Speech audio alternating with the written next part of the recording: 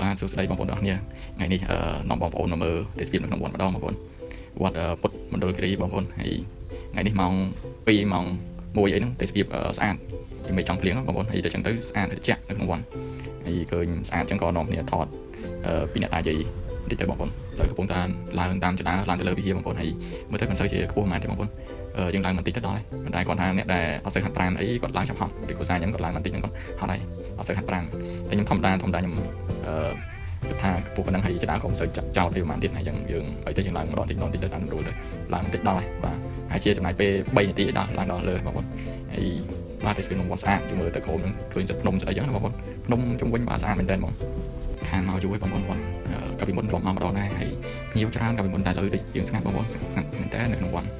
បាទហើយចាំឲ្យសល់ទេបងប្អូនហើយស្ងាត់ជិះពីភ្នំពេញមកដូចជាមិនសូវឆ្ងាយប៉ុន្មានទេបងប្អូនយើងជិះឡានជិះអីមកដូចជាចំណាយពេលដូចជា2ម៉ោងអីដល់ហើយបងប្អូនអញ្ចឹងបាទបាននាំគ្នាមកលេងទស្សនានៅរមណីយដ្ឋានខ្មែរយើងបានច្រើនបាទបងប្អូនយើងគាត់អាជីវករអីគាត់បានចំណូលពីវិស័យទេសចរដែរបងប្អូនហើយនៅក្នុងវត្តស្អាតហើយឃើញមើលទៅនៅខាងលើក៏មានការថែទាំឲ្យល្អចដាក៏ស្អាតដែរបងប្អូនហើយខ្ញុំឡើងមកហ្នឹងអត់មានពាក់ជើងបងប្អូនទុកពាក់ជើងខាងក្រោមយើងឡើងបន្តិចមកដល់ខាងលើអញ្ចឹងមិនគួរណាយើងពាក់ពាក់ជើងឡើងអញ្ចឹងណាបាទទម្លាប់បាទតែយើងមានទម្លាប់ក្នុងខ្លួនហើយឡើងម្ដងតិចមកដូចហាត់ប្រាណដែរបាច់ញើសឡើងដល់លើនេះគឺបាច់ញើសស្រួលហើយគ្រូសាស្ត្រខ្ញុំគាត់អត់ធ្លាប់ហាត់ប្រាណអញ្ចឹងគាត់ឡើងបន្តិចទៅបាច់ញើសហើយហត់ឆាប់ហត់បាទ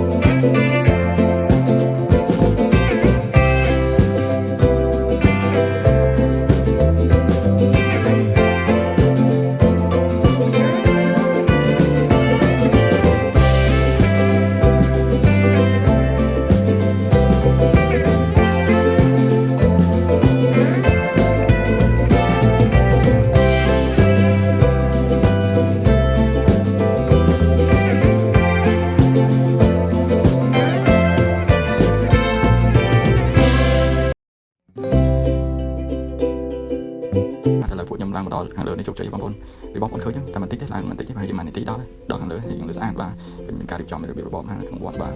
ខ្ញុំតោះមកយើងហុចធូបថ្វាយទេវតាទៅសិទ្ធិក្នុងវត្តទៀតបងប្អូនបាទអរគុណជំរាបលាយើងមានប៉ុណ្ណឹងអរគុណច្រើនបងប្អូនបាទ